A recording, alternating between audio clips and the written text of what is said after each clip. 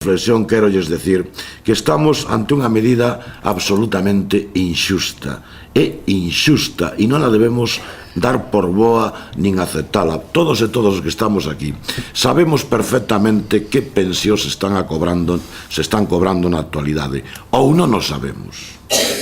Sabemos todos que pensión se está cobrando na actualidade. E non mentirei se digo que a inmensa maioría das pensións do noso país están en 500, 600, bueno, 700, xa é moito. A inmensa maioría dos xubilados e xubiladas deste país están en esas cantidades, algunhas, en fin, algunha xente en menos, non? Por lo tanto, en fin, a onde queren que cheguemos? Canto hai que rebaixar máis? A que nivel queremos levar esas pensións? Queren levar esas pensións. En segundo lugar, non ten ningunha xustificación. Digan o que digan, repitan o que repitan, como lle decía antes, os analistas, comentaristas, tertulianos, opinadores, todos eles, por certo, convenientemente pagados, digan o que digan, é injustificable.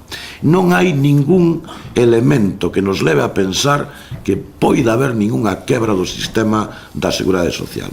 E vamos a dar dous datos.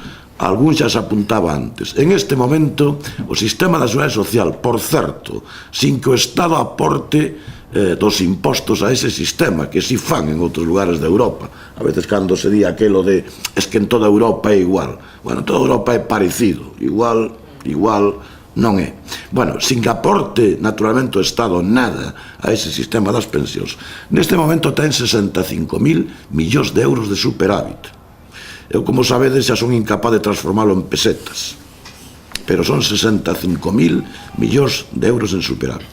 E este ano pasado, o ano 2010, tendo unha tasa de paro do 20% no Estado español, o sistema seguiu dando un superávit de 2.326 millóns de euros. 2.326. Con un engadido máis. E con pagos aprazados ás empresas por valor de 8.000 millóns de euros. Por tanto, se nun ano donde as tasas de paro ou é que vai a vela, ou é que van a seguir subindo o 50, o 40, a canto van a subir? Bueno, no que as tasas de paro están altísimas, sigue tendo superávit, por que, o sea, que pode xustificar esa análise de que no futuro, sin embargo, van a dar perdas? Bueno, eu quero tamén facer unha reflexión. Outro dos argumentos que utilizan é o da natalidade, e nos convence a casi todos, non? Quero decir, bueno, claro, como cada vez nace menos xente e cada vez hai xente que dura máis anos e ademais duran e duran como Duracell, non acaban de morrer, siguen cobrando pensións, dale que te pego. Bueno, pois entón, claro, isto quiebra. E nos entra, desde logo nos entra como la pólvora, é dicir, e todos decimos, home, claro, si nacen menos nenos, si isto fai tal, e además, claro, duramos e duramos como bestas aquí, que dale que te pego cobrando, isto quiebra. Bueno, é unha falacia absoluta. Como vostedes poden entender, isto non ten nada que ver ca demografía. Ten que ver simplemente ca produción, en esencia. Cantos traballadores e traballadoras vai haber no futuro?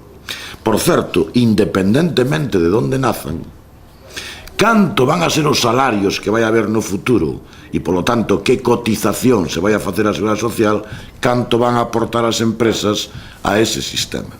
Non ten nada que ver con esta cuestión que nos parece tan lóxica e tan, en fin, tan razonable, non? Que é o que explica despois que nos conten tamén que, claro, durando máis, como non, hai que traballar máis anos, e tamén nos parece, a casos que están picando pedra, claro, e isto desta xente, nos parece tamén a veces tan razonable, verdad?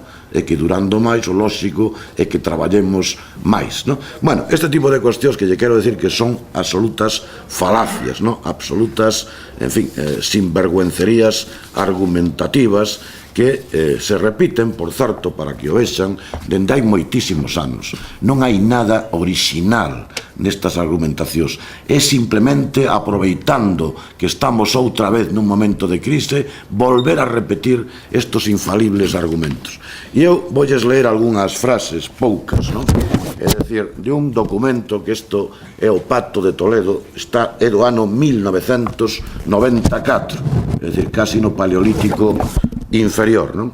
Entón nos conta cousas como esta, non? A actual recesión económica agravou esta situación ao xerar unha caída da actividade, en consecuencia as cotizacións da Seguridade Social por un lado e de maiores necesidades de prestacións por outro, para arriba e para baixo, necesita, nos di que veñen estas problemáticas, se agravarán no futuro, desencadenarán a medio e largo plazo, se desencadenarán a medio e largo plazo a causa do envellecimento da población, a causa do aumento do paro, vaille sonando.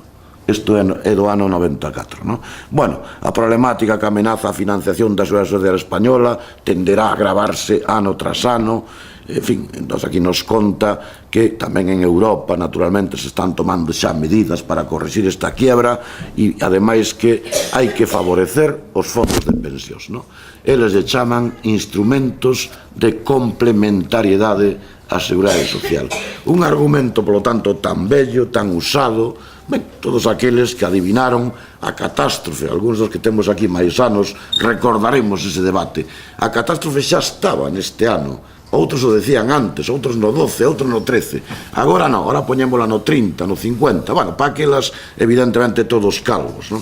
Bueno, polo tanto, argumentación trillada, argumentación usada, argumentación falsa, non? O único que pretende isto, desde logo, claramente, é que baixando as pensións, disminuindo, polo tanto, as prestacións públicas, nos dediquemos todos e todas a meter cartos na banca privada para os fondos privados de pensións.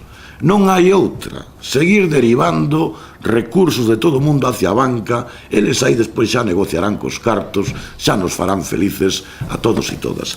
E claro, danlle unha volta de tuerca a esta cuestión que xa o intentaron, xa digo, no pasado, porque claro, a pesar de que aquí se falaba dos fondos complementarios de pensión, se falaba, bueno, de voluntariedade. Eu simplemente lles quero facer a seguinte reflexión. Claro, é que na medida en que siga funcionando o sistema público de pensións, quen mete cartos nos fondos privados? Pois nadie. Hai unha contradición en si mesma. Polo tanto, para conseguir avanzar en que se metan esos fondos nos bancos, pois naturalmente hai que ir a por todas e retallar as pensións duramente, para que eso se poida facer verdad. Senón non vai para diante. Ese é o problema do por que están en este momento, pois tan emperrenchaos en adoptar estas medidas, non? En resumidas, este pensionazo, pois efectivamente nos fai traballar a inmensa maioría hasta os 67 anos, habrá que ter 37 anos de cotización.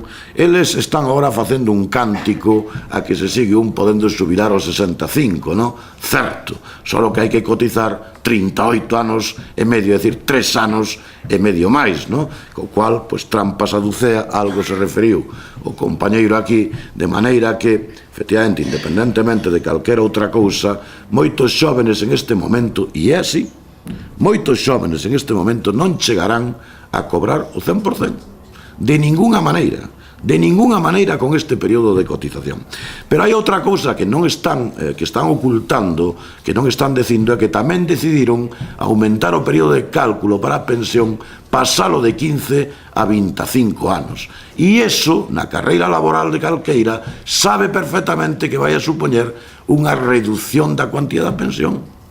O sabe todo o mundo que sabe que como vai aumentando, digamos, a súa cotización ao largo da vida. Canto máis anos utilicen para calculala, máis rebaixa da pensión haberá, non? E iso é a única realidade. Ademais, fíxense vostedes, por curarse en saúde, falan de que o sistema, tal como acordaron agora, é revisable cada 5 anos.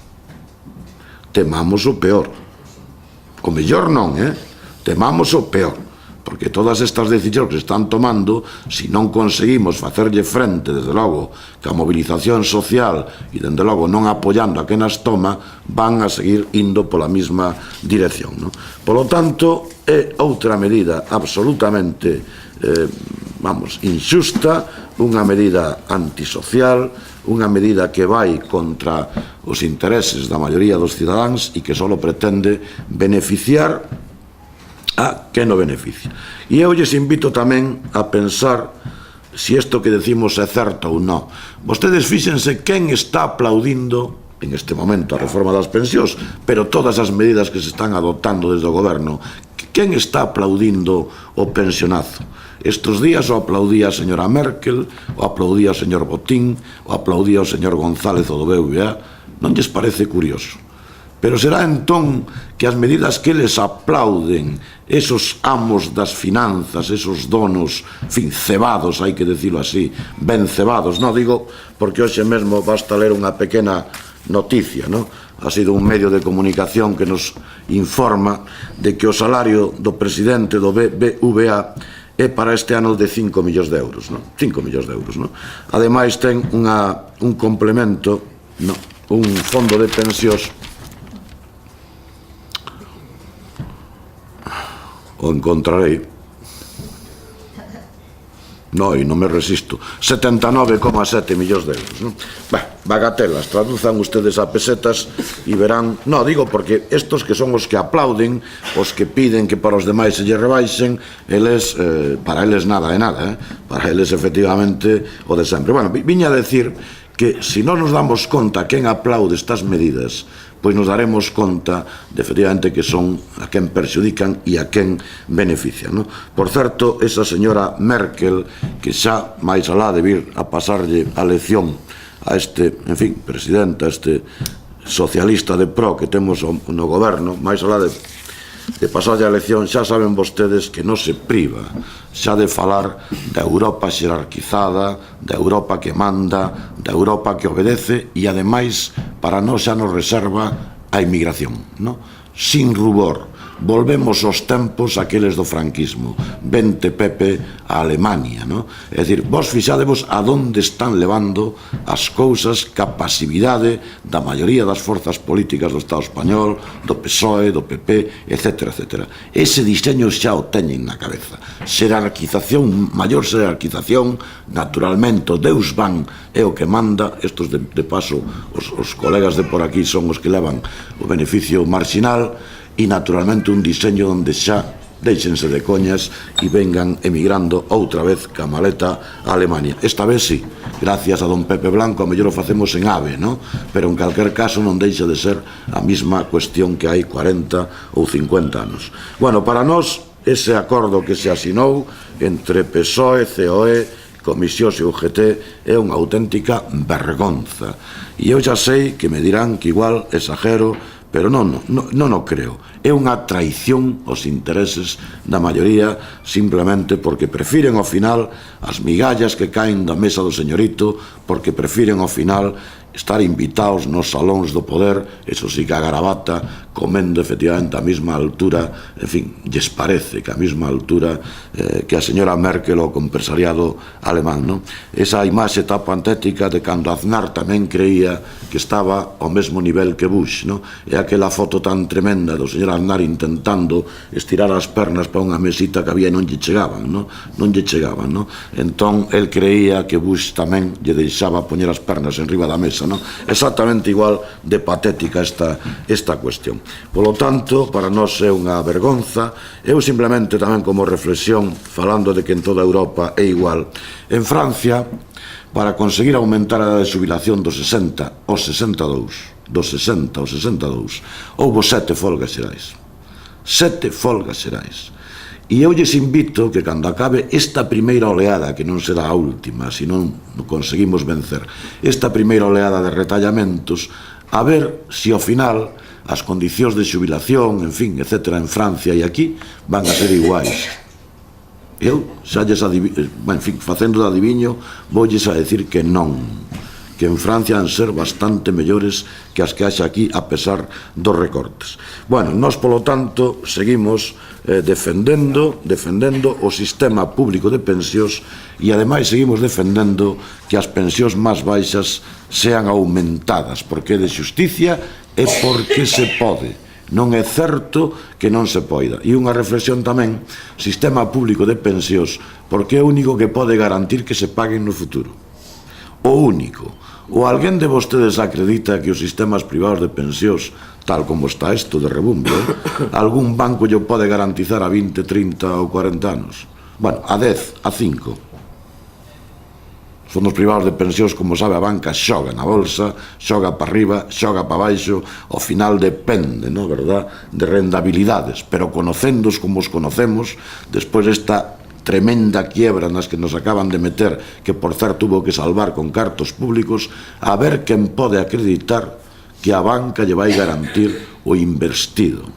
Eu, desde logo, non acredito. Polo tanto, sistema públicos de pensións. E, efectivamente, porque nós estamos en outra posición, xa se referiron os compañeiros, o 27 de xaneiro volvimos a sair ás rúas, non? Dende logo, o nacionalismo político e tamén o nacionalismo sindical, si somos capaces de demostrar que non todos somos iguais, non todos estamos do mismo lado. Xa sei que o lado máis cómodo é do que están casi todos, non? É moito máis cómodo. Volvo a decir, é máis cómodo que a un inviten, que lle pasen a man polo lombo, que lle digan que moi ben, verdad? Estar ali nos salóns do poder é máis cómodo, non? Pero eu creo que é peor, non? Desde o punto de vista de poder dormir con certa tranquilidade, moito peor. E se alguén é católico ou crente, non sei se coa confesión se arreglará. É dicir, porque este tipo de cousas acaba un indo ao inferno, directito, directito. Bueno, polo tanto, unha última cuestión tamén, os dereitos tardouse moito en telos e iso tamén o debemos reflexionar. Eu creo que moitos dos que estamos aquí sabemos, algúns máis novos seguro que non? Sabemos que non hai tantos anos non había pensións, e que non as había. Miña avoa non tiña pensión, miña avoa tiña unha axuda de beneficencia daquelas, non recordo canto era, de pesetas, con un papeliño que lle daban, non recordo se era o Concello, non sei quen era, unha cousa de... Non houbo pensión sempre. Por tanto, perder os dereitos que se conquistaron ca loita de moitos anos, mal asunto. Mal asunto para os que xa son pensionistas, por suposto, porque lles irán achicando pola vía dos precios, pero sobre todo mal asunto para a xente, vamos a decir, de mediana edade ou de xóvenes, non? Moi mal asunto. Polo tanto, permanecer indiferentes, pensando que, bueno, non hai nada que facerlle, bueno, nos retallan, pero a mí non me vai a afectar, bueno, xa farei un fondo privado, bueno, é mala posición, non? Eu creo que a resignación nos levará exclusivamente a que nos está levando. Eles tratan de convencernos, non? De que a movilización non vale para nada, de que votar outras forzas políticas non vale para nada, que total isto non hai maneira de movelo, non? Eu creo que é unha idea que eles transmiten porque si saben que a movilización vale e que o voto a outras forzas vale. Por certo, mentres aquí se di que a movilización non vale para nada, fíxense vostedes que cánticos a movilización en Túnez, que cánticos a movilización en Egipto, e resulta, a depende de onde este a cousa, non? Aquí non vale, ali sí, ali vale moito, porque, efectivamente, a xente demanda, entonces pon contra as cordas un goberno. Moitas gracias e bons días.